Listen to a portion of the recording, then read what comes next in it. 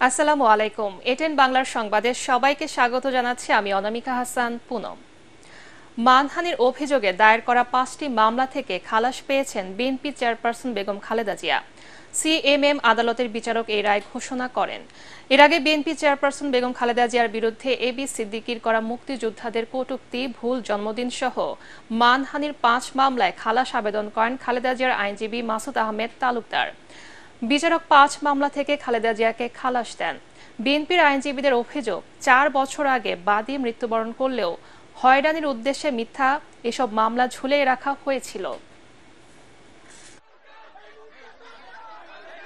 মাহবুবুল আলম এবং আরেকজন এসিএম তোফাজ্জল হোসেন, তারা ম্যাডামের 5টি মামলায় তাকে খালাস দিয়েছেন। এই মামলা মিথ্যা, এটা শুধু মিথ্যা নয়, এটা ছিল আওয়ামী লীগের সরকারের কাল্পনিক মামলা।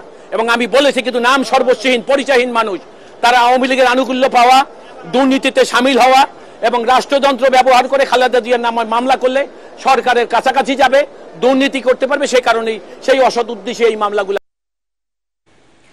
29,794 ঘণ্টা গুম থাকার লোমহর্ষক ঘটনার বর্ণনা দিয়েছেন জামাতের সাবেক আমির গোলাম আজমের ছেলে সাবেক ব্রিগেডিয়ার জেনারেল আব্দুল্লাহিল আমান আজমি। তিনি জানান, বন্দী থাকার সময় কারো পায়ের আওয়াজ শুনলে ক্রস ফায়ারের ভয়ে আতঙ্কিত হয়ে পড়তেন। জাতীয় প্রেস ক্লাবে আয়োজিত সংবাদ সম্মেলনে ভার্চুয়ালি যুক্ত হয়ে বছরের পর বছর ধরে তার উপরে চলা নির্যাতনের বর্ণনা দেন তিনি। আমান আজমি বলেন, 8 বছরে কোনো আলো বাতাস দেখতে দেয়া হয়নি তাকে। নামাজের সময় জানতে চাইলেও বলা হতো না।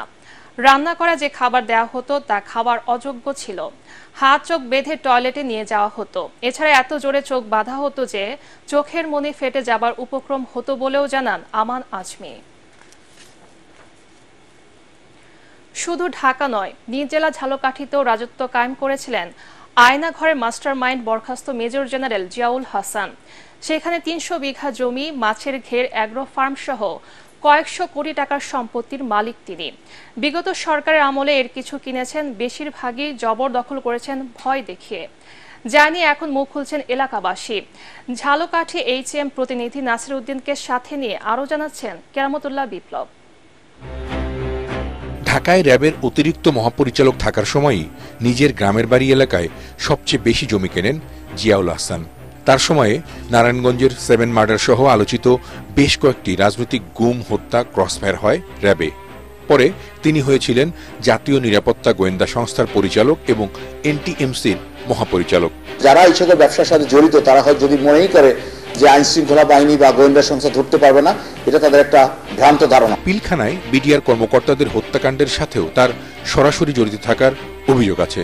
আওয়ামী লীগের বিগত 3 শাসনামলে তিনি ছিলেন অগাধ ক্ষমতাধর। গত 5 আগস্ট শেখ হাসিনা পালিয়ে যাওয়ার পর গ্রেপ্তার হন জিয়া। বরখাস্ত করে রিমান্ডে নেওয়া হয় তাকে। তার বিরুদ্ধে দায়ের করা হয়েছে বেশ কয়েকটি হত্যা মামলা। কয়েকজন উচ্চ পদস্থ সেনাবাহিনীর কর্মকর্তা, পুলিশ কর্মকর্তা, র্যাব কর্মকর্তারা মানুষের কণ্ঠ চেপে ধরেছিল। ক্ষমতায় থাকাকালে জিয়াউল হাসান তার দাপট ব্যবহার করেছেন নিজ জেলা ঝালকাঠিতেও। সদর উপজেলার শেখেরহাট ইউনিয়নে তার গ্রামের বাড়ি।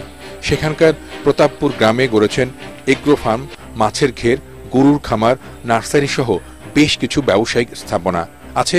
আলিশান বাড়িও। 15 বছরে ওই এলাকায় প্রায় 300 বিঘা জমি কিনেছেন জিয়াউল হাসান। বেচতে না চাইলেও স্থানীয় অনেক কৃষকের জমি তিনি নিয়েছেন জোর করে।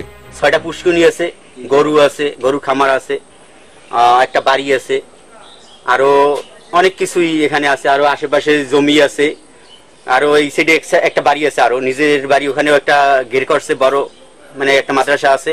নিজের অঢেল সম্পদ আড়াল করার জন্য পৈতৃক বাড়িতে সরকারি খরচে তিনি করেছেন মাদ্রাসা, ফাউন্ডেশন ও সাইক্লোন শেল্টার সহ বেশ কিছু। সেখানেও রয়েছে একটি বাংলো। যদিও 5 আগস্টের পর থেকেই এসব তালাবদ্ধ রেখে পালিয়েছে জিয়াউল হাসানের ফার্মের কর্মচারীরা। কেরামতুল্লাহ বিপ্লব, এটিএন বাংলা। ছাত্র জনতার অভ্যুত্থানের সুযোগে থানা থেকে লুট হওয়া অস্ত্র জমা দেওয়ার শেষ দিন আজ। আগামীকাল থেকে অস্ত্র উদ্ধারে আইনশৃঙ্খলা বাহিনীর যৌথ অভিযান শুরু হবে। আজকের মধ্যে স্বেচ্ছায় অস্ত্র জমা না দিলে আইনানুগ পদক্ষেপ গ্রহণ করা হবে বলে জানিয়েছে পুলিশ সদর দপ্তর। 5 আগস্ট আওয়ামী লীগ সরকার পতনের পর সারা দেশে বিভিন্ন থানা ও ফাঁড়িতে অগ্নিসংযোগ ও হামলা করে দুর্বৃত্তরা।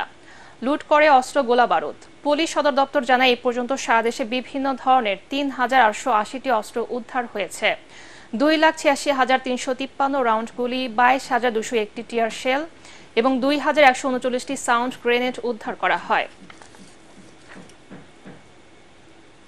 ব্রাহ্মণবাড়িয়ায় দাঁড়িয়ে থাকা ট্রাক্টরের সাথে ধাক্কা লেগে প্রাইভেট কারের যাত্রী মা ও মেয়ে নিহত হয়েছেন। সকালে কুমিল্লা সিলেট মহাসড়কে সদর উপজেলার বেদবাড়িয়ায় এই দুর্ঘটনা ঘটে। নিহতরা হলেন সরাইল উপজেলার তিলিকান্দি গ্রামে ইব্রাহিম মিয়ার স্ত্রী ফয়জা বানু ও তার মেয়ে ফেরদৌসি।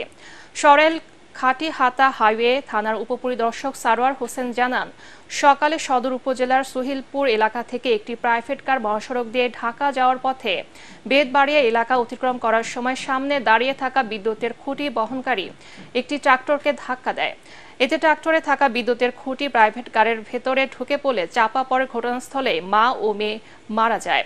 খবর পেয়ে পুলিশ ঘটনাস্থলে গিয়ে ট্রাক্টর ও প্রাইভেট কারটিকে জব্দ করে থানায় নিয়ে আসে। নিহত দুজনের মরদেহ ময়নাতদন্তের জন্য জেলা সদর হাসপাতালের মর্গে পাঠানো হয়েছে। চলতি মাসের মাঝামাঝি সময়ে ঢাকায় আসছেন যুক্তরাষ্ট্রের দক্ষিণ ও মধ্য এশিয়া বিষয়ক সহকারী পররাষ্ট্রমন্ত্রী ডোনাল্ড লু। অন্তর্বর্তী সরকারের সঙ্গে ভবিষ্যৎ কর্মপন্থা নির্ধারণের জন্য আলোচনা করতেই তার এই সফর। সবকিছু ঠিক থাকলে সেপ্টেম্বরে অনুষ্ঠেয় জাতিসংঘের সাধারণ পরিষদের প্রধান উপদেষ্টা ডক্টর মোহাম্মদ ইউনূসের যাওয়ার আগে মার্কিন দলটি ঢাকা আসবে। লু ছাড়াও প্রতিনিধি দলে রয়েছেন যুক্তরাষ্ট্রের রাজস্ব ও অর্থ দপ্তরের আন্তর্জাতিক অর্থায়ন বিষয়ক সহকারী আন্ডার সেক্রেটারি ব্রেন্ট নেইম্যান এবং জাতীয় নিরাপত্তা পরিষদের সিনিয়র ডিরেক্টর লিন্ডসে ফোর্ড। খেলার খবর, রাওয়ালপিন্ডিতে দ্বিতীয় ও শেষ টেস্ট জিতে ইতিহাস গড়ার পথে আছে বাংলাদেশ। শেষ খবর পাওয়া পর্যন্ত টাইগারদের সংগ্রহ 2 উইকেটে 122 রান। দ্বিতীয় ইনিংসে 185 রানের টার্গেট পায় বাংলাদেশ। এর আগে বিনা উইকেটে 42 রান নিয়ে পঞ্চম ও শেষ দিনে খেলতে নামেন 2 ওপেনার জাকির হাসান ও সাদমান ইসলাম। দলের 58 রানে জাকিরের উইকেট তুলে নেন মীর হামজা। 24 রানের পুঁজিতে দলের 70 রানে বিদায় নেন সাদমান। প্রথম ইনিংসে পাকিস্তানের 274 রানের জবাবে 262 রানে অল আউট হয়েছিল বাংলাদেশ। 2 ম্যাচের সিরিজে 1-0-তে এগিয়ে আছে নাজমুল হোসেন শান্তর দল। 2009 সালের পর কখনোই দেশের বাইরে টানা 2 টেস্ট জেতেনি বাংলাদেশ।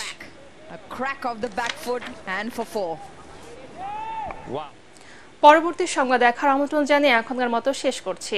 এটিএন বাংলা সংবাদ ইউটিউব দেখতে ব্রাউজ করুন এটিএন বাংলা/এটিএন বাংলা নিউজ।